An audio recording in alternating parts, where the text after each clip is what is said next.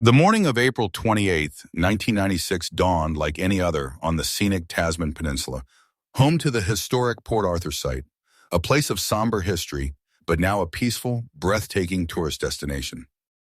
Nobody could have imagined that by nightfall, this idyllic setting would become the epicenter of Australia's darkest modern tragedy.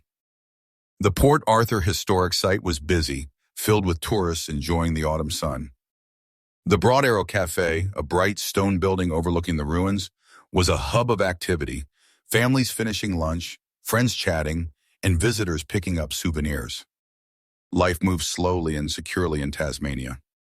At some point that morning, however, a storm was already brewing at the nearby Seascape Guest House.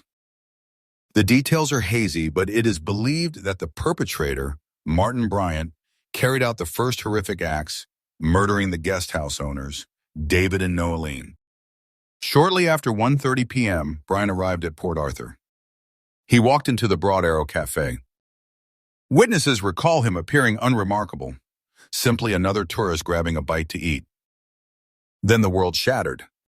Bryant calmly pulled a semi-automatic rifle from his bag.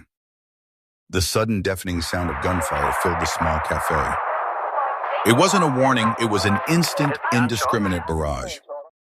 In less than 2 minutes, Bryant moved methodically, efficiently, killing 20 people and wounding many more inside that single room.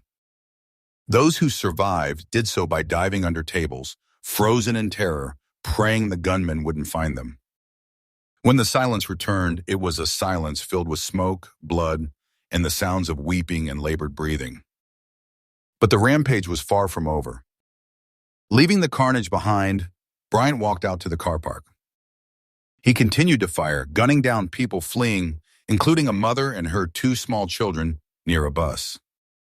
He murdered 4 people in a BMW before stealing the car and driving away from the historic site, leaving a trail of bodies stretching along the road.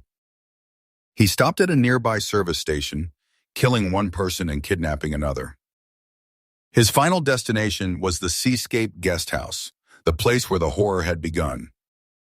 As dusk settled, the guest house was surrounded by Tasmania police. An 18-hour standoff began, with officers unsure of how many people were inside or what the gunmen's intentions were.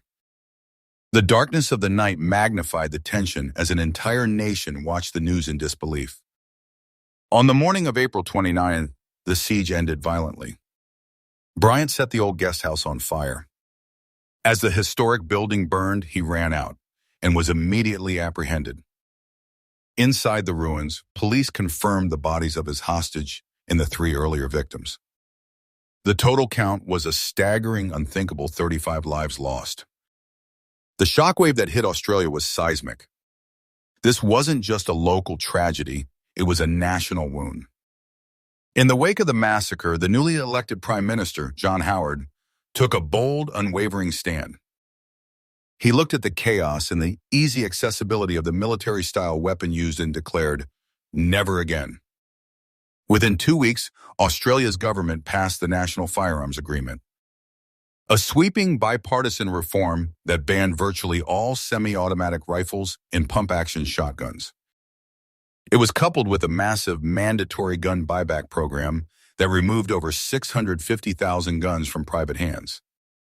From the ashes of Port Arthur, a new social contract was forged. The memory of those 35 victims became the immutable foundation of Australia's strict gun laws, ensuring that the peaceful calm shattered that April afternoon could return and hopefully last forever. Martin Bryant was sentenced on November 22nd, 1996, more than 7 months after the massacre. He received 35 life sentences for the murder counts and an additional 1,035 years without parole for other charges, including attempted murder, inflicting grievous bodily harm, and arson. This combined sentence ensures that he will remain in prison for the rest of his natural life, as he has no eligibility for parole. He is currently incarcerated at Risdon Prison in Hobart, Tasmania.